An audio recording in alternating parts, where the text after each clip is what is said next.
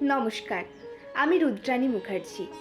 আমার আজকের নিবেদন পিলসুজের ওপর পিতলের প্রদীপ, কবিগুরু রবীন্দ্রনাথ ঠাকুর। পিলসুজের ওপর পিতলের প্রদীপ খড়কে দিয়ে উস্কে দিচ্ছে থেকে থেকে, হাতির দাঁতের মতো কোমল সাদা পঙ্খের কাজ করা মেঝে, তার উপরে খান দুয়েক মাদুর পাতা। ছোট ছেলেরা জড়ো হয়েছি ঘরের কোণে মিটমিটে আলোয়। বুড়ো মোহন সর্দার, কলপ লাগানো চুল, বাবরি করা মিশ কালো রং, চোখ দুটো যেন বেরিয়ে আসছে। শিথিল হয়েছে মাংস, হাতের পায়ের হাড়গুলো দীর্ঘ, কণ্ঠস্বর সরু মোটাই ভাঙা। রোমাঞ্চ লাগবার মতো তার পূর্ব ইতিহাস। বসেছে আমাদের মাঝে, বলছে রঘু ডাকাতের কথা। আমরা সবাই গল্প আঁকড়ে বসে আছি। দক্ষিণের হাওয়া লাগা ঝাউডালের মতো দুলছে মনের ভিতরটা। খোলা জানলার সামনে দেখা যায় গলি।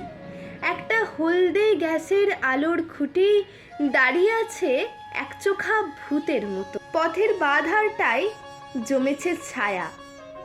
গলির মোড়ে সদর রাস্তায় বেলফুলের মালা হেঁকে গেল মালি। পাশের বাড়ি থেকে কুকুর ডেকে উঠল অকারণে। 9টার ঘন্টা বাজলো দেউড়িতে। অবাক হয়ে শুনছি রঘুর চরিত কথা, তত্ত্বরত্নের ছেলের পৈতে। রঘু বলে পাঠালো চরের মুখে, নম নম করে সারলে চলবে না ঠাকুর, ভেবো না খরচের কথা। মোড়লের কাছে পত্র দেয়, 5,000 টাকা দাবি করে ব্রাহ্মণের জন্য। রাজার খাজনা বাকির দায়ে বিধবার বাড়ি চাই বিকিয়ে। হঠাৎ দেওয়ানজির ঘরে হানা দিয়ে দেনা শোধ করে দেয় রঘু। বলে, অনেক গরিবকে দিয়েছ ফাঁকি, কিছু হালকা হোক তার বোঝা। একদিন তখন মাঝরাত্রির ফিরছে রঘু লুটের মাল নিয়ে। নদীতে তার ছিপের নৌকো, অন্ধকারে বটের ছায়া। পথের মধ্যে শোনে পাড়ার বিয়ে বাড়িতে কান্নার ধ্বনি। বর ফিরে চলেছে বচসা করে। কনের বাপ পা আঁকড়ে ধরে আছে বর কর্তার। এমন সময় পথের ধারে ঘন বাঁশ বনের ভিতর থেকে হাঁক উঠল, রে রে রে রে রে। আকাশের তারাগুলো যেন উঠল থরথরিয়ে। সবাই জানে রঘু ডাকাতের পাঁজর ফাটানো ডাক। বর শুদ্ধ পালকি পড়ল পথের মধ্যে। বেহারা পালাবে কোথায় পায় না ভেবে, ছুটে বেরিয়ে এলো মেয়ের মা। অন্ধকারের মধ্যে উঠল তার কান্না, দোহাই বাবা, আমার মেয়ের জাত বাঁচাও। রঘু দাঁড়ালো যমদূতের মতো। পালকি থেকে টেনে বের করলে বরকে। বরকর্তার গালে মারলে একটা প্রচন্ড চড়। পড়ল সে মাথা ঘুরে। ঘরের প্রাঙ্গণে আবার শাঁখ উঠল বেজে, জাগলো হুলুধ্বনি।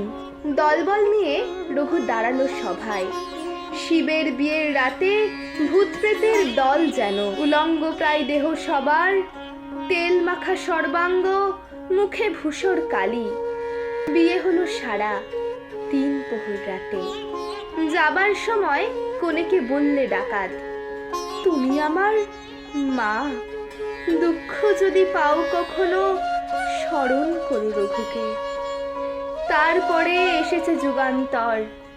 বিদ্যুতের প্রখর আলোতে ছেলেরা খবরের কাগজে পড়ে ডাকাতির খবর। রূপকথা শোনা নিভৃত সন্ধে বেলাগুলো সংসার থেকে গেল চলে। আমাদের স্মৃতি আর নিভে যাওয়া তেলের প্রদীপের সঙ্গে সঙ্গে। ধন্যবাদ।